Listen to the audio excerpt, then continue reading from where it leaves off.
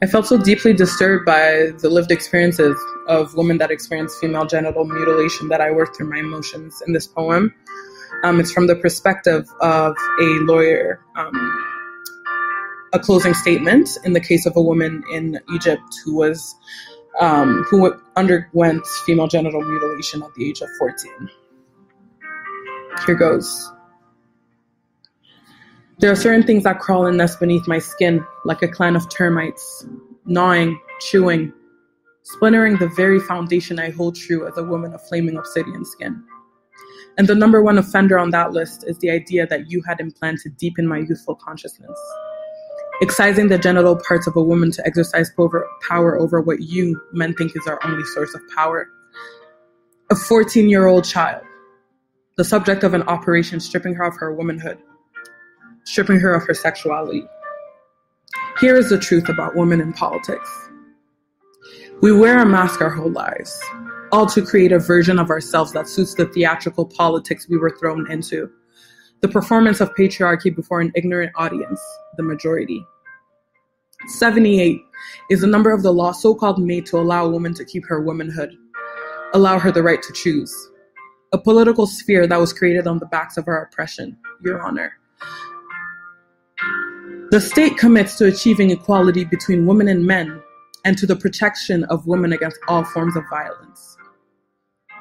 These are not my words, Your Honor. They are those of your governments. Article 11.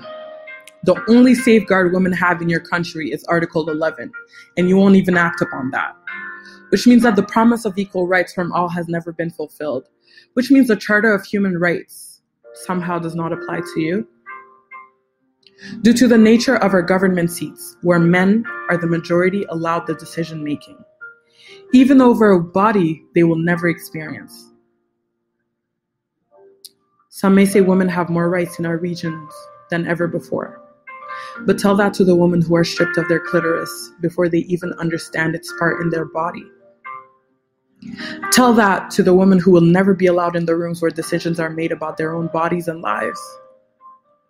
People like my client and millions of women like her who are treated like their brains forever stay infant.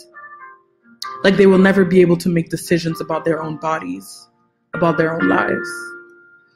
Women like my client whose sex was cut using a lousy piece of glass with no further medical attention.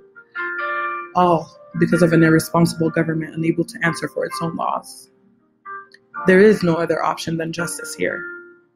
To decide for my client and thousands like her is to give in to the pockets of government elitists who will never experience such pain over basic rights of a visibly oppressed group. Is this not a form of violence? Her body was never up for your selection. Her body was never yours to toy with or yours to destroy. Yet you created a game, made your rules, and molded her brain into thinking playing the game was no one's decision but her own. Master manipulation, the base of the performative politics observed across the Middle East, particularly your government. Is this democracy? You stood upon us and told us we were no match to your form of society, just a match that lit up a fire in your form of conformity.